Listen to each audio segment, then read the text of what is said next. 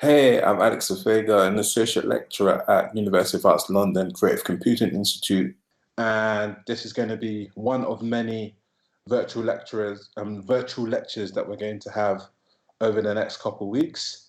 I have over here a wonderful, interesting gentleman who I've been happy to know for for a long time now. Well, it's been 2 years or so, but I'm going to ask him to introduce himself, talk about what he does and talk about his business, and we're going to go from there. So, who are you, sir? Sure. That was a very lovely introduction, and it's crazy because you just said that we've known each other for about 2 years. I think it might be about three, but it feels like I just met you, and time has gone by so quickly. But without further ado, my name is Darren Tenkorang. I'm the really proud founder of a company called Trimit. So, what Trimit is, or what we decided to do is we thought it would be a good idea to put a barber shop in the back of a van, and through our app, you're able to book said van to your location. So that could be a house, it could be the office, it could even be the gym. In fact, one time we had a guy that booked a haircut or booked the van outside of a club. He came out of the club, got a trim, and then went back into the club. So I don't know if you got the girl's number, but what I do know is that that's an excellent use case of our service. So just a little bit about me from a personal perspective. So I'm 25. I'm turning 26 this year. I'm originally from Ghana, so my parents are from Ghana. I love the country a lot. I was born and bred in Brixton, so I'm from South London, and I'm one of the guys that love anime and I love going out with friends, and it's just wanted to give you a bit of a human aspect to me as well, because I mean I love to talk about business, but I am a human first. So yeah, that's just a small introduction about me. Cool. And yeah, thank you for that. So you're from Brixton, you're Ghanaian, you love anime. What's your favorite anime? Right now, I think it's an anime. Ooh, Tokyo Ghoul season one was one of my favorites. I can't lie. Yeah. Yeah, that's an interesting anime because I feel like after season two, it lost the sauce. Yeah, it went downhill. Yeah, it went downhill. But yeah, cool. So, what's your like educational background? What in terms of like your journey in education, like what was that like for you? So it's an interesting one. So funny enough, I mean, I talk about this quite a lot, but so from the age of, so it was from primary school, um, I struggled in school quite a bit. And the funny story here is that I actually got tested for dyslexia in primary school, but my parents, um, being like typical African parents or typical Ghanaian parents, they found out that I was dyslexic, but I just never told them because apparently that isn't real. So I went throughout all of education struggling, but not really understanding why I was struggling. And then something clicked, I suppose, at late secondary school, whereby I was able to kind of teach myself in creative ways. I use a lot of colors. I use a lot of like pictures to jog memory, and I create a lot of maps of my of my thought process. And as a result, that led me to actually be quite, despite having dyslexia, be quite academic. So going on from secondary school, I did really well with my GCSEs. I went to a school called Bishop Thomas Grant, which is in Streatham. I then went on to college, did pretty well, got like A stars, Bs, and found out that I was actually really good at business. So when I went to university, I went to University of Sussex and studied business management, and that was a really incredible journey. Like that's where I found my love, my desire for like creating businesses, and that's where Trimit actually came about. So I went to university, studied business management, did a year working for Paddy Power as an internal creative or internal entrepreneur, so in-house residential entrepreneur in Dublin. Did that for a while, and then went on to create Trimit. So yeah, that's my educational background. Cool. And just before you get into it, how does the world of creativity allow you to? 'Cause I think that's the thing that always loved about you was it was like I saw like think of it when you think of entrepreneurship circles, especially tech entrepreneurship circles, they can at times be, I don't know, very suited, booted, very much, try talk in a particular way. Obviously, you're like one of the people that inspired me to get a nose pressing, nose pressing gang, and like all of those things, and you not having that maybe, well, like I might say, stereotypical viewpoint of what maybe a sort of, I don't know, tech entrepreneur might look like, in that perspective. And I don't know, what's your, because especially, you hang around with a lot of creative individuals, the amazing team from Pack, musicians like Sean Sky, like you are around like quite a lot of interesting people. So how does that also like fit into like your thinking just before we get into like your actual slides and stuff like that? Yeah, so I mean, definitely the creative people. It's funny because I wouldn't actually necessarily label myself as a creative, but the creative people that are around me definitely help towards my creative thinking and help towards my creativity. Just generally speaking, in regards to like me trying to be the most authentic version of myself, I just found that like by being in a position where I can create my own business, can create value for other customers, and subsequently like fund my life. I'm able to kind of take my destiny by the horns and determine what is real for me, and that's been really, really important for this journey that I'm going through right now. So there's no scenario where I feel like I have to try and mold myself to the audience in front of me. I'm always myself, and subsequently that makes me a bit more confident. And yeah, it's been interesting. It's been fun. Cool. Thank you so much for that so far. But yeah, let's dive into the presentation, and I'll probably ask some questions after, or maybe at separate points. So yeah, let's go for it. Please, in fact, when I am doing the presentation, please do just interrupt wherever, because it's meant to be as interactive as possible, and it's not meant to flow like a lecture. It's meant to be a conversation. Yeah. So to give you a bit of context before I go into the conversation or into what I'm about to present, I just wanted to kind of briefly tell you how Trimit came about and why it came about. So Trimit was formed originally as a market-based platform. So similar to like an Airbnb, we had over 300 barbers on our platform, and what you were able to do was actually book an appointment at your local barbershop. So the problem that we were trying to solve, which I'm sure that you've experienced, I'm sure a lot of people that will be viewing this has experiences, going to the barbershop on a Friday or on a Saturday and having to wait hours. And it's something that I was just so sick and tired of. Going to the barbershop on a Friday and having to wait 3 hours and knowing that your day is being wasted, it was annoying, especially like as I was working 9 to 5 at the time, and my Fridays, Saturdays are sacred to me. Like it was the time for myself kind of thing. So what I wanted to do is just refine that whole process and make that journey better. And at one point we were doing pretty well. Like we were doing about 2,000 bookings per month, but we weren't able to monetize our bookings properly. And then also our barbers, to put it very bluntly, weren't very good. So someone would book an appointment, but they would still have to wait. Someone would book an appointment, the barber wouldn't turn up to work. And because we were a tool, we weren't able to actually control the customer journey. And subsequently, like when you have a bad experience with an Uber, for example, you're not annoyed at the Uber driver, you're annoyed at the brand. And day by day, like we would have loads of complaints, 5 complaints a day of the same old issues, which is the barber didn't turn up or the barber wasn't sticking to the rules, and our brand was diminishing. So I remember having a really down day in Shoreditch. I was in our office in Shoreditch, and one of our friends, you know him as well, Say, he came down to visit me, and he was just like to me, Darren, like I was like to say, I'm about to quit. Like I haven't got any money in the bank. I've got 15k in the bank left, and this thing is just not working. But then I told him the idea of putting a barbershop in the back of a van, and the first thing he said to me was like, "This is crazy. Like this doesn't make sense." However, Darren, you're the only person crazy enough that can make this work.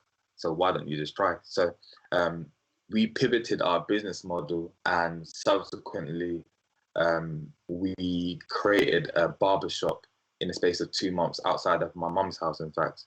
So we spent the last 15k that we had in the bank, and we created this barbershop in the back of a van. I found 2 builders that my friends and family knew. They literally came to my house in the morning. We'd watch YouTube videos in the morning of camper van conversions. No one knew what they were doing, and I'd cook them breakfast in the morning just to make sure that their morale is high. and we would literally go in every day, and it was just a big experiment.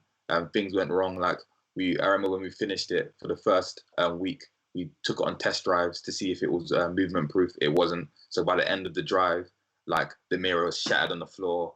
The barber chair had lifted up the flooring. The workstation had cracks in it. So that test just go to show to us that like we can create a nice visual barbershop, but it needs to be movement proof. Then we realized that we did like a hot towel service, and the steam in the room actually like corroded our electricals. So then we realized that yes, there can't be moisture in the mobile barbershop, and we had to create like a fan or a vent. And it's small stuff like that that we weren't able to take into, well, we weren't able to consider because we hadn't experienced it, that led to us having quite a refined process. So the actual barber van that we have now is like version 7. So we've created so many different like variations of our mobile barbershop, but that's come after like a long journey. So I just wanted to give you a bit of context of like where we've come from. This idea actually initially, as I said, came from university. I actually tried to code the very first page of our app. This was when Swift 2 was the language for iOS apps. And I tried to code, so I joined the coding society, and I met our CTO. So I was building this page in the coding society. He came up to me and was like, Darren, this here is trash, but I like your idea and I can make it better. So that's literally how I met our CTO, and ever since we just had like an amazing relationship. He single-handedly built our back end. He's recruited our head of product, who's also like our front end developer as well, and like he's just really, really good. So we haven't really spent much money on actually developing our tech. We've actually built all in-house, and we've got 2 developers now in-house, which is incredible. So we can really like scale our tech and take into consideration all the operational moves that we want to make for the future and incorporate that in the product journey. So without further ado, let me share my screen, and I just want to give you. I mean, there's a lot of talk when you're in the tech business or in the startup tech world about your actual product, but I think a major aspect of creating a business is also how you're going to fund your business. So I wanted to kind of give you a bit of a perspective of my funding journey. To date, we've raised 540k, so just over $500,000. And when I initially raised, we raised 225k, and that was a very, very interesting journey. So I'm looking forward to actually explaining it to you. And Alex, you know that you've been a part of that journey. So cool. And just for the class, yeah, this is why I wanted Darren to come in to speak as well.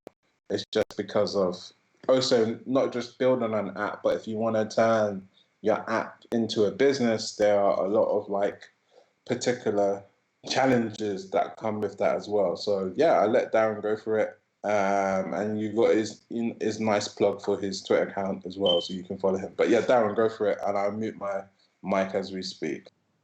Yeah, sure. So I wasn't actually trying to promote myself, but if anyone does want to follow me, please feel free to follow.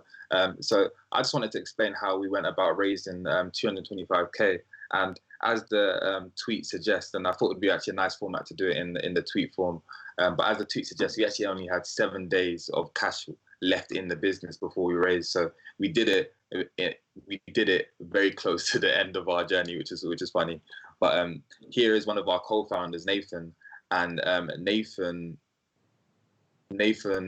basically we invited people to the office. There's about 50 plus people in the office, and Nathan cried in front of his mum just because he was really, really like emotional about how far we had come. So I don't know.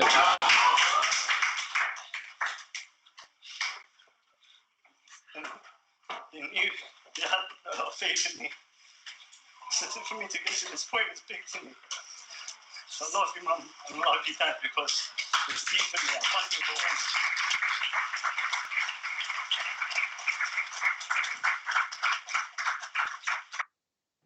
Yeah, so as much as that was super, super emotional, till this day, Nathan in the office doesn't hear the rest of it. Like we always rip into him for crying in front of his mum, like I'm a little mummy's boy. But the important thing here is that this journey is super, super emotional, and we put our all into it. Funny enough, part of our raise, so part of the 225k that we got, Nathan's mum and dad put in 5k to help us like get to where we are now. So forever indebted to them in our early days. So let me just click this.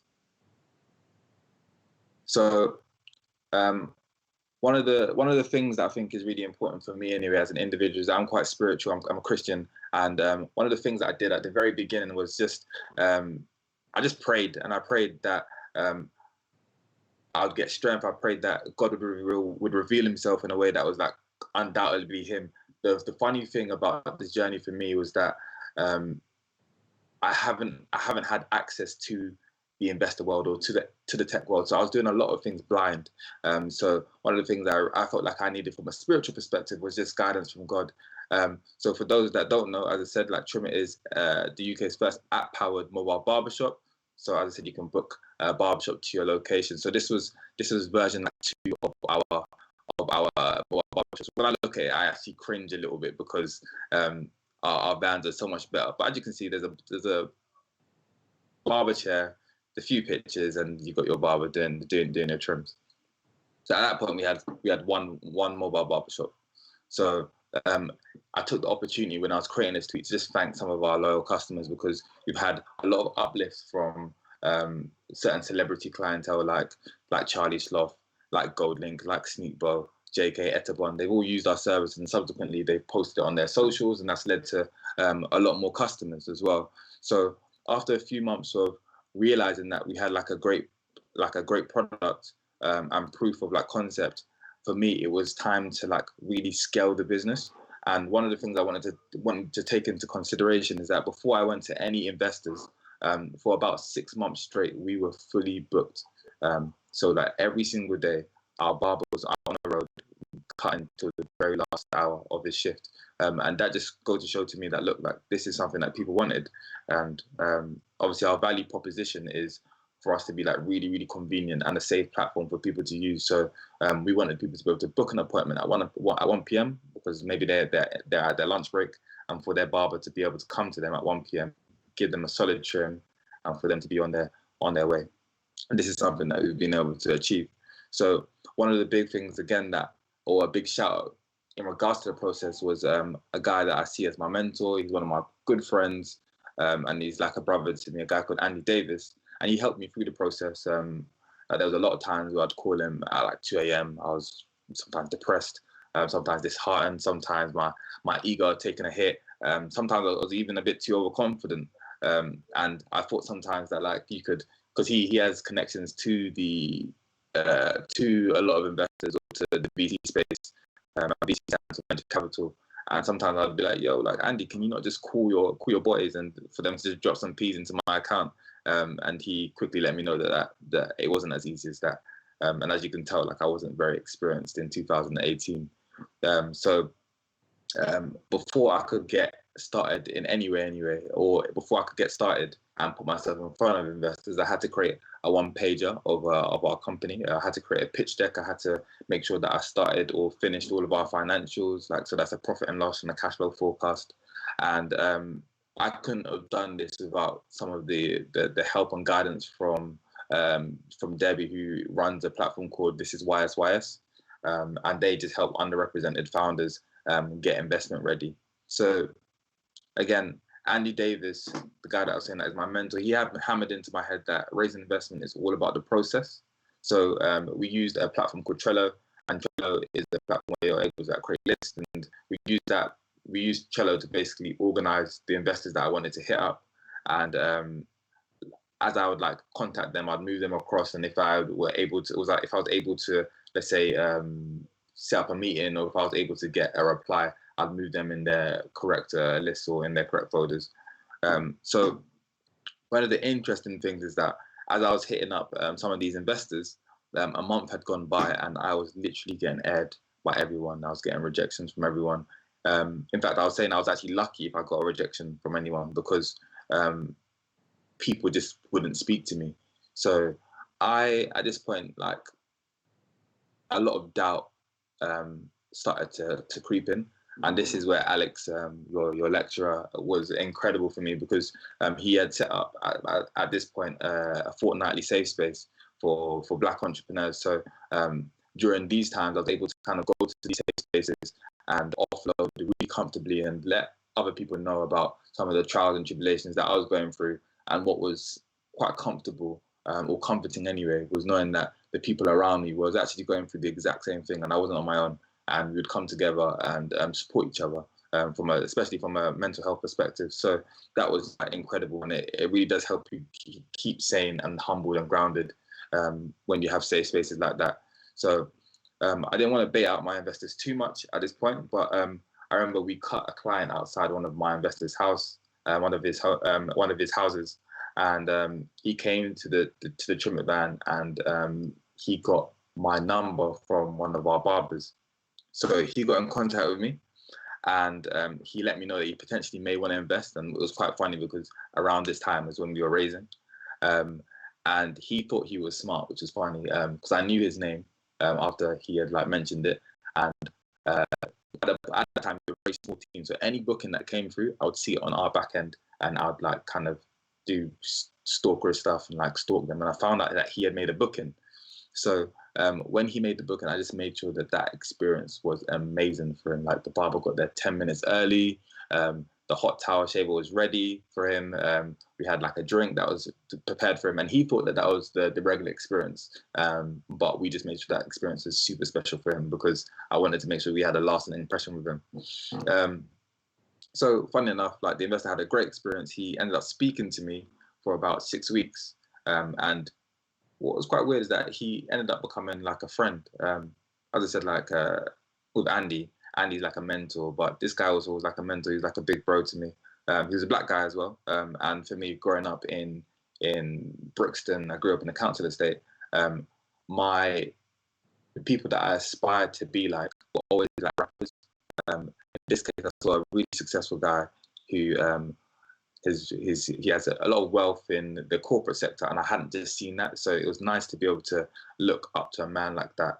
He's slightly older than me by about 15 years. But it was impressive that he was able to sow quite a large seed into my life. So he did invest, and he single-handedly brought in about 160K worth of investments, and all of it was him, but some of it was his friends as well. So that was the first bit of investment that we kind of secured from a legal perspective. But by this point, it hadn't actually dropped in our account. So another story about raising investment was I met up. So I randomly wanted to get advice from an investor in Birmingham. So I actually traveled all the way up to Birmingham, and I met this guy called Javan. And when we were introducing ourselves to this investor, so it was a group of 5 of us. And when we were introducing ourselves to this investor, I said yeah, I'm from Trimit, and I told him about what the business was. And this guy Javan, he instantly was like, "Wait, you're the guy from Trimit?" And in my head, I was just yes, the universe is aligning. This is a great look for the investor, because the investor must think that look, we're really big, or we're really popular in London. But the first thing that this investor said to me when I explained what the idea was, or explained what the business was that your idea is shit. And sorry for swearing on camera, but he said your idea is bad. And in my head, I was thinking, wow, I've traveled all the way to Birmingham from London. I spent a good £22.75 on a train ticket to get cussed. But strangely, because I had experienced so much rejection, at that point, I was actually just appreciative of the fact that this guy could be so straightforward and blunt, and he didn't really waste my time. So at this point for me, my goal here was just to learn as much as possible from this guy. He was a very successful previous business owner. He's now an investor in loads of different startups. So I just wanted to learn from him, and I had no agenda at that part apart from learning. And we ended up speaking for about 4 to 5 hours, just me and him. After everybody had left, he just wanted to speak to me. So we spoke about life. We spoke about sci-fi films that we liked. So we were both big fans of The Matrix. We started talking about the simulation theory and start talking about like what is reality. Like we just had a really deep conversation for about 4 and 5 hours. But anyway, I gifted him a hairbrush. It's like one of my signature marks when I'm talking to investors. I like to gift them with a hairbrush, and just told him that I appreciated his time. And then I was on the train back to Birmingham, and he said and I received an email, and it was in the email title. All it said is, "Bad question. Are you still looking for an investor?" Wink face. That's all it said. It didn't have anything in the subject body. That's all it said in the title. But I knew it was him.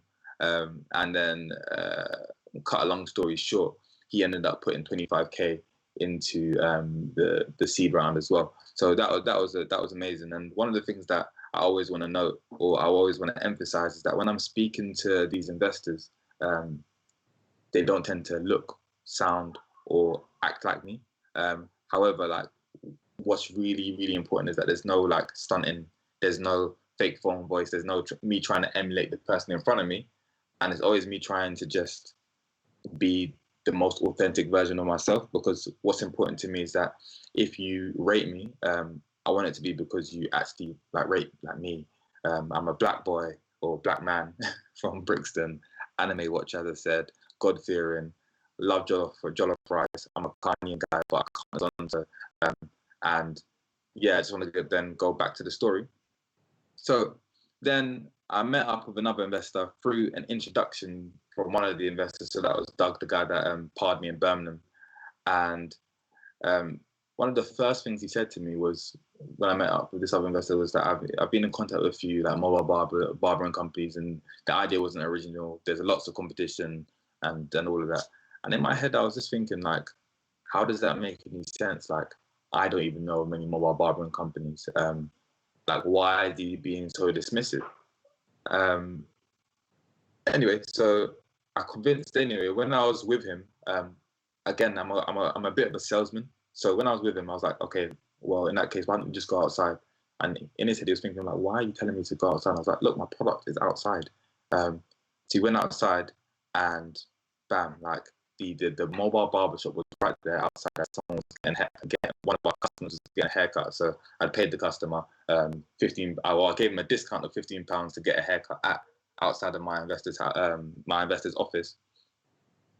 And by this point, the investor that I was speaking to was like super impressed. So like there was a crowd of people around him, or around the investor, around the mobile barbershop. People were taking pictures. One guy actually booked there and then for his haircut, and you could tell that the investor that I was speaking to, his tone, his body language, everything just started to change.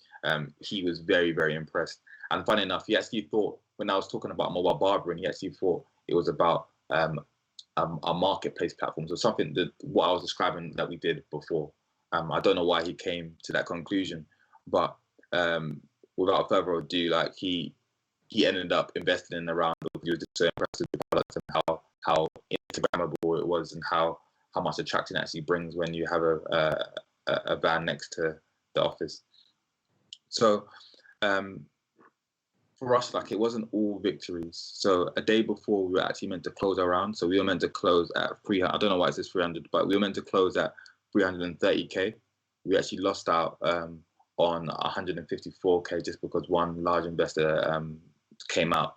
But to cut a long story short, we ended up raising 220k from our first initial round from a few investors. As I said, I had no connection to that world at all, but with the support of people like Andy Davis, people like Alex, and the tech community, I was able to go on and raise that. And I always give thanks to God because, as I said, like, I didn't have any connections to that world. So one of the biggest learnings throughout this whole process for me anyway was that your biggest breakthrough could be literally one customer away. In our case, it was that customer that we ended up cutting outside one of our investors' houses. It could be a train journey away. Again, in our case, it was going to Birmingham just because I wanted to learn. And you have to just really be resilient resilient and numb yourself to all the no's, because you're going to fail more times than you succeed, and that's completely fine. And it's as long as you continue going forwards. you are going forwards and you're still going towards your goal. So that's one of the big and key learnings that I have. But just want everyone to appreciate that, like, raising investment isn't a real achievement. I said, like, we raised now like 540k. But what is a big achievement is actually creating a profitable business, a business that sustains yourself and sustains the people that are responsible. You're responsible for, so our employees. So currently we employ a head office team of 4. We have 2 contractors that work for us, and we have a barbering team of 11. So we have a fairly large team, and yeah, we just look to be able to take the world over one day with mobile barbering and really like change the face of the male grooming industry. So if you have any questions, Alex, please feel free to throw them my way. So I'm gonna go back to Skype. Cool. Yeah. Thank you so much, Darren. You know, it's a story that I do know quite well. Thank you for sharing that. I think the class will appreciate that because it's a different type of lecture to probably what they've had before, where maybe the lectures are very much about code or this artifact, like this final, you know, and more about, okay, cool, you know, if you want to set up a business, how you navigate that. So I think my questions will probably be, my first question would be about, when is the company ready to raise investment? Like, I've had some students that have spoken to me about some of their ideas that they want to create, they want to build, you know, because one of the fortunate things about my students is that, you know, they have the competencies to write code and to create their products themselves. So they can, you know, they have that competency. But maybe, I don't know what, in terms of the competency in the world of business, you know, you're in uni, you're in this bubble, you're in this space, and then, you know, you go to the real world, for example, and maybe you have this, you know, like in your case, you had this idea, trim it was something you've done straight out of university. And talk to me about, first question, when is the company ready to raise investment? And then the second question is, how is that transition for you from being in university to now leaving that bubble to exist in the real world? Yeah, sure. So when is a company ready to raise investment? It's an interesting one because your students, and I'm trying to make it specific for your students, but your students are in the very favorable position where they can actually build products for themselves. So what tends to happen is that startups will go about creating like an MVP, which means a minimal viable product, and raise investment to build out their product because they have tested it out and there seems to be some sort of demand, or there seems to be a small bit of product market fit. But in your students' cases, if they can build a product, then essentially what they're going to raise investment for, if they don't have these skills already, is to actually attract customers. So I would say for your students that you would raise investment once you have built a product and you now need the resources to now determine whether you have any demand. That's when it would be to me. Yeah. Cool. Yeah, because I always think about it for myself, like when I hear, especially being in, you know, in the tech community, because I think majority of my students are, you know, their background is mostly doing a lot of creative courses, like design, art, you know, filmmaking, music mixing. There's like a whole range of like backgrounds that they come from, and maybe, you know, CCI is this unique. It's this unique space where, you know, for some of them it's their first exposure to this world of tech. So I know that, you know, it's a very good point that you make about, you know, when you're building a product, you have the ability to be able to achieve some initial demand, some prototype, some experiment, and then try to get that metadata and try to essentially, I don't know, go raise money to reach more customers. I'm probably going to come back to that question after, but I would just love for the second question, which was, how did you feel being in University of Sussex, being in that bubble, and then existing in the real world, where it's like it can be like a fast shift at times? And how was that for you? I've had to grow up very, very quickly. So it's funny, and in the office, I'm actually called the granddad because I've had to kind of take on a parental position within Trimit. So in regards to in regards to the shift, especially even working in I wouldn't say it was corporate when I was working at Paddy Power, but even working from Paddy Power, there is a safety blanket, which I'd call a regular income that that you are used to, and you have the backing of a whole company. When you sit at the top of a company, and it's yours, again, yeah, there is a regular income, but everything you do determines your income, if that makes sense. And as a result, there is a safety blanket that you just don't have, and you have to quickly get used to the fact that you are literally fending for yourself, and that is something that it takes a long while to get used to, and sometimes it can be riddled in anxiety, but at the same time, it's very, very liberating. In fact, it's more liberating than it's more liberating than it creates anxiety, because you know that what you work for will determine the outcome, or will determine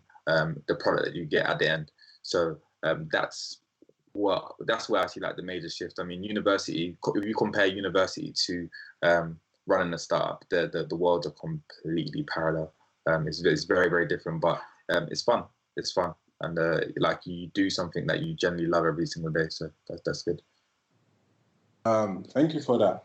And I think you talk about anxiety, and you mentioned me in your Twitter thread about the safe spaces I set up. I set up that safe space because of anxiety is a thing that cripples a lot of us. It's something that affects a lot of us. It's something that maybe not all of us are comfortable to talk about, especially with, I don't know, me existing in this, like, because I know I'm the person that's always denied the entrepreneur title on my name personally, but I've obviously existed around a lot of people who have set up businesses and trying to run their businesses. And, there's obviously, I think I've been around environments and spaces where people put their chest up high and act like their business is not having, like they have no issues, that everything's fine. And I felt uncomfortable about that because I was like, surely this is a front, or I don't know. And I think my question is like, how have you dealt with your anxiety, or how are you dealing with your anxiety at this period of time? Or would you say it's improved with the more money you've raised, or is it increased with the more money you've raised and that type of stuff? What's your... Yeah, I mean, there's two answers to your question, and you actually touched upon something that is really important. But when you're talking about like putting your chest out, so I'll talk about entrepreneurs used to have a persona back in the day. So I would say like 2010, where they would fake it to make it. That was that mentality, and that mentality is actually what creates a lot of anxiety, because you have to live up to a standard that you're not at.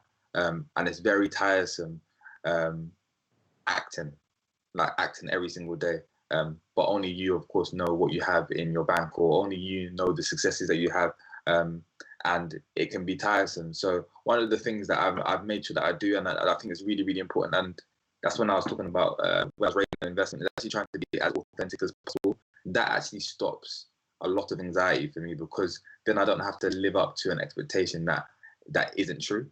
And that was a form of anxiety, because success now isn't determined by what other people say, but it's determined by what I say, and how I move.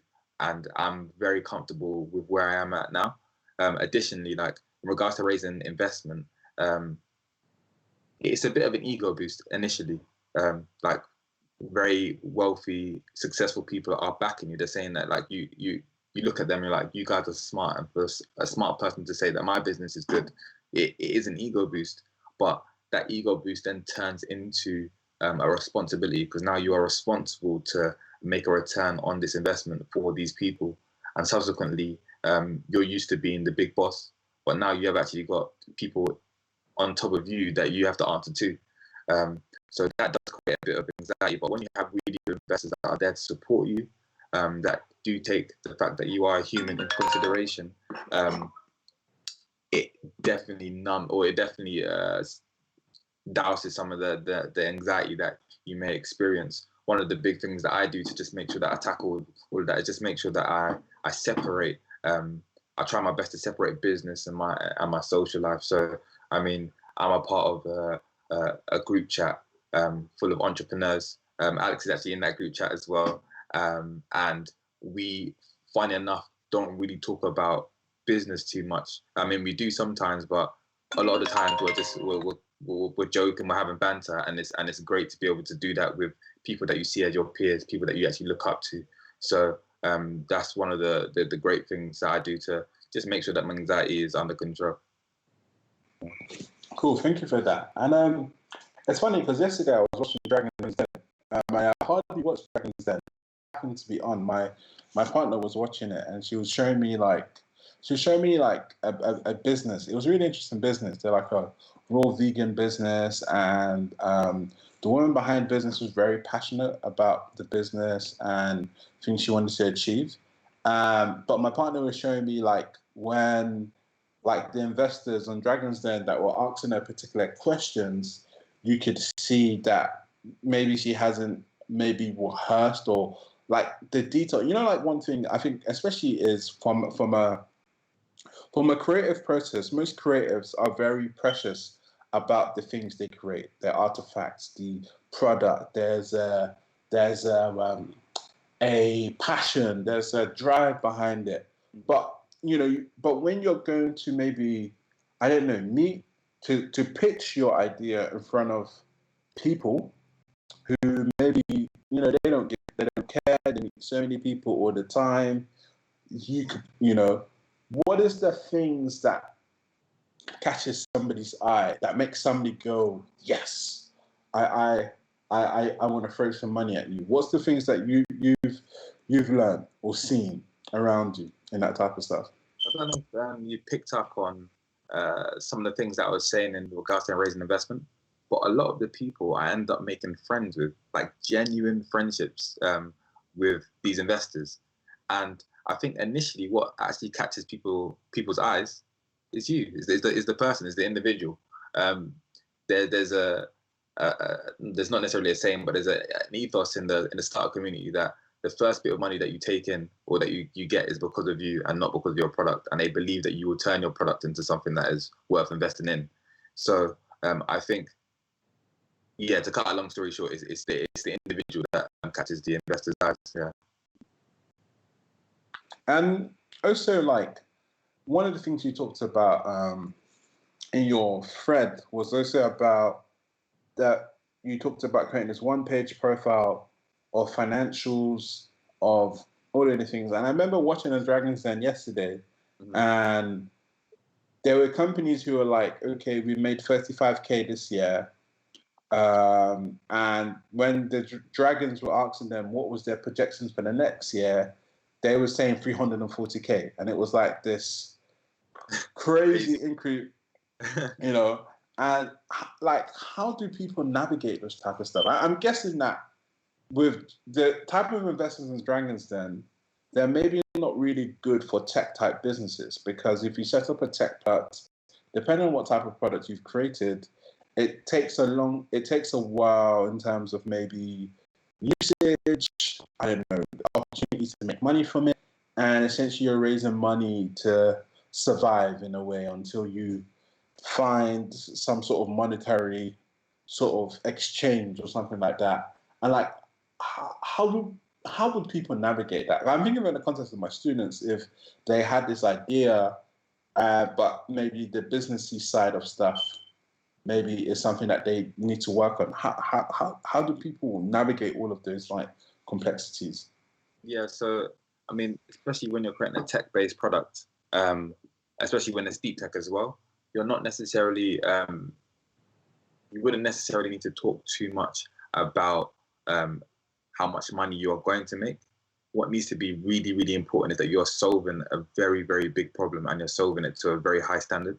Because down the line in your product journey, you are going to be able to monetize your solution, but that solution needs to be able to get to the masses, or it needs to be a very difficult solution that people are trying to solve. So it wouldn't be so much about navigating the business model, because in reality, like, there's some clever accountants out there that will kind of put their finger in the air and create some numbers to make your business look as sexy as possible.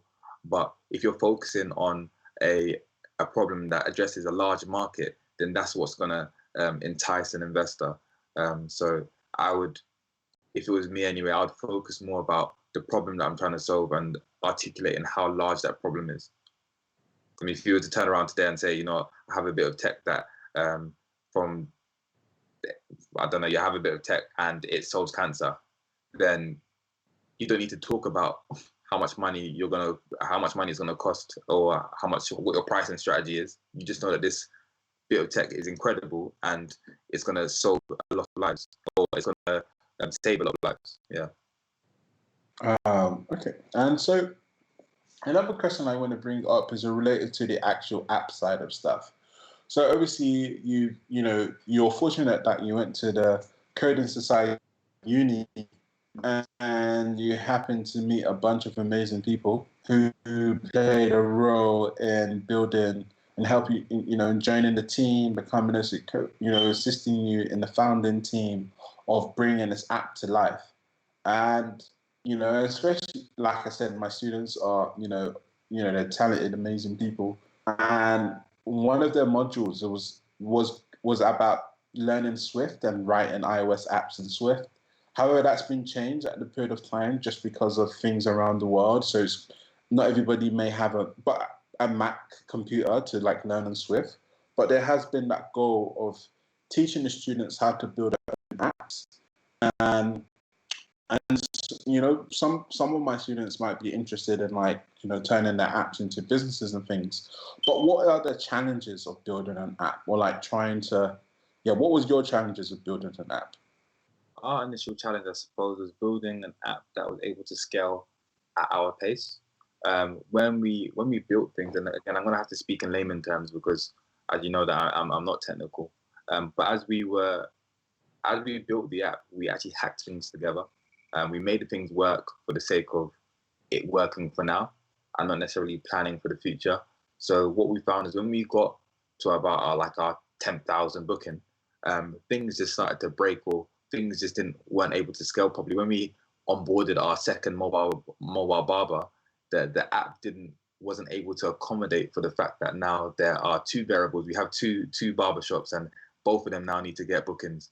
And it's stuff like that we kind of struggled with at the beginning. Because when Pete initially created the app, we almost created it not thinking that it would go this far. So what actually happened is that we actually had to tear down our app and create it again, and understand what our vision is for our business. And that was able to allow Pete to build our tech in a way in which it was scalable, and which we could easily maneuver according to what our strategies were. So now our app is actually built in React Native. It's across both Android and web and iOS as well. But that was one of our initial problems. And what would you say the pro of React Native is? I just want to ask that question. I know you're not technical, but I know that you would have an understanding of what React Native is. And you can say this in layman terms, because that's also really perfect as well. For those React Native, especially my students who are now studying JavaScript, React is definitely something great you may want to play with. And for everybody else who might be watching this, React is amazing, and I think it will play a big role in the mobile space over the next. It's probably playing a big role now, but I think it definitely will maybe accelerate in the next. I can't give. I'm not an expert in mobile, but yeah. But what would you say was the pro for your business using React Native? Our business, it saved a lot of money and a lot of development time. So previously, when we were creating our iOS app, for example, we created it in Swift, the Swift language, and then you'd have to create the same app, but for the Android platform. I don't know what language it would have been, probably Java, but you'd have to create your build twice and link it up to the backend, if I'm correct. So that it saved us a lot of time, and it meant that Pete could understand both platforms, and then it didn't need to be too many nuances. So that was the biggest reason for, or the best advantage for using React Native. Yeah. Cool. And make any updates, it automatically makes an update to both platforms. Yeah. Okay, cool. And I'm just thinking, do I have any other questions? I'm aware of the time. I think my final question might be, I don't know. I don't know if you're like a book reader or audio listener, or like if you're interested. But do you have any like books or things that you maybe could help, that you think people should read, that maybe could help them build business acumen skills in terms of just learning how to build a business and start thinking about that, from Yeah.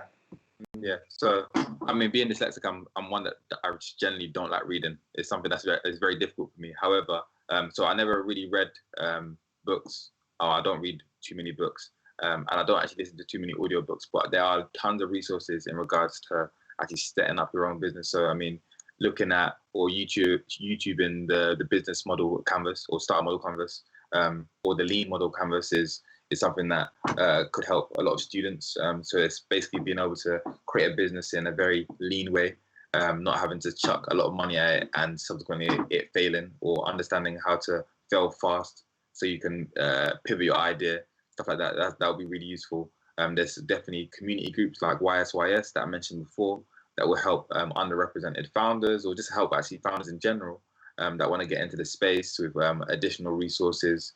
And in fact, like anybody wants to actually contact me as an individual, I'm more than happy to give a bit of time to kind of help any of your students navigate the space of creating their own business. So yeah. So thank you so much for your time, Darren. Thank you. How can people find out about your Twitter or Trimit? Where could they follow Trimit? Yeah, sure. So if any of your students want to get in contact with me personally, my email address is darren@trimit.app. And if people want to follow our journey, you can follow it on Instagram, which is simply trimit_app, or on Twitter it's trimit_app, and on Instagram it's just trimit. So yeah. Cool. Thank you so much.